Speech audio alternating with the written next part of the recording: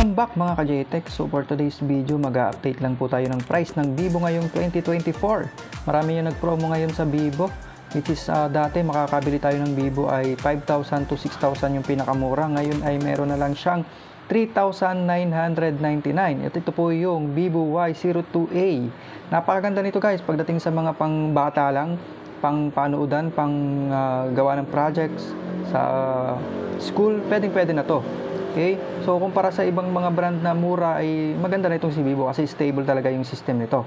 Meron po itong 3GB RAM and 32GB internal storage, 6.51 HD plus eye protection display at meron din siyang 5,000 mAh na battery. 3,999 lang itong Vivo Y02A. So, sumunod naman dito guys ay itong Vivo Y02T. Ito naman ay 4+4 na ang RAM na may price na 4,399. Malaki na yung promo nito guys dahil ito ay 599 dati yung original price nito.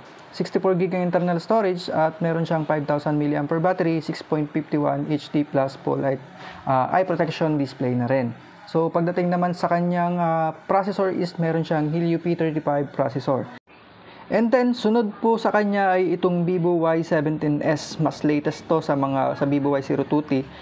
Ito po ay 4+4 din ang RAM and 128 internal storage. Ang maganda rito is 50 megapixel na yung camera. Nakapromo na rin po ito kasi 6,999 yung original price. Ngayon ay 5,999 na. Okay? Meron siyang 50 megapixel camera. 5,000 mAh na rin yung battery. And then 4+4 na nga yung RAM nito. And high brightness display na to. Para siyang AMOLED.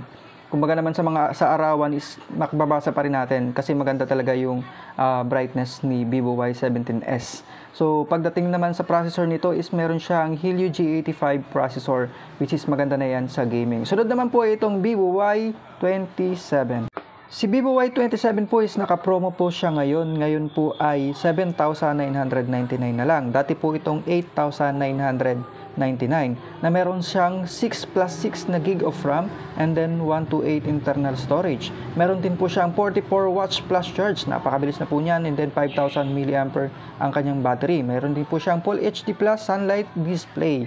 Kumbaga naman mataas yung display nito guys pagdating sa brightness. Ganda. 50 megapixel ang camera. Nakita ko lang yung camera nito guys, napakaganda talaga. Pagdating sa kanyang camera, maraming feature na nasa mga high-end na kay Vivo Y27 na.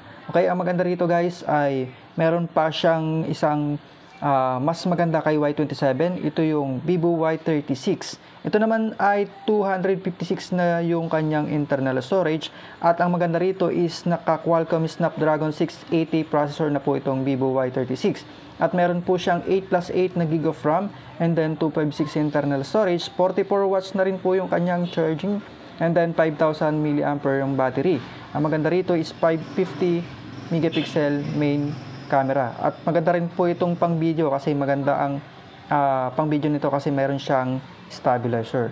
So ang maganda rito ay si Vivo Y36 is naka 6.64 Full HD Dots display na. Kung ayaw mo ng Helio, maganda ito si Y36 sa'yo kasi latest yung kanyang display.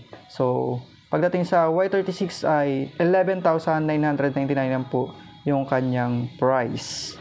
At ngayon dako naman tayo sa B series ni Vivo which is ito talaga yung mga pinakamagaganda sa Vivo. Sa price na 7,999 ay meron na tayong B29e.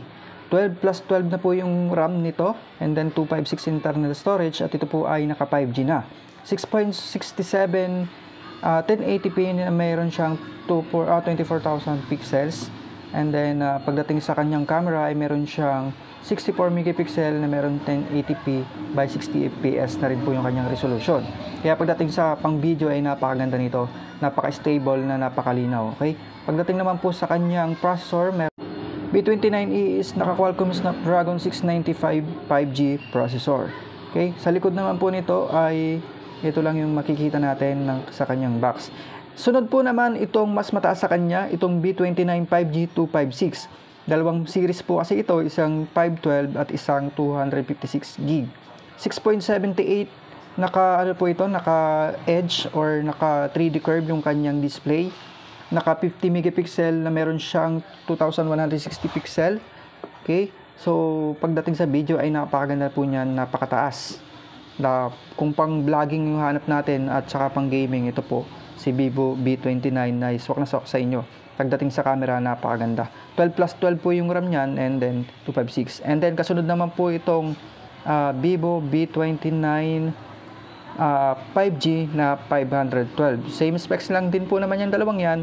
Ang pagkakaiba lang niya ay 512 gig itong isang Vivo na mas mataas na pinakamataas sa B series. Okay? So, kung nagbabalak po kayo na bumili, ay itong mga unit po na ito ang latest ngayon ni Vivo, which is kung hindi po kasama dito sa mga nabanggit ko, ay yun po yung mga unit na hindi na po latest kay Vivo, pero magaganda pa rin naman po. Okay?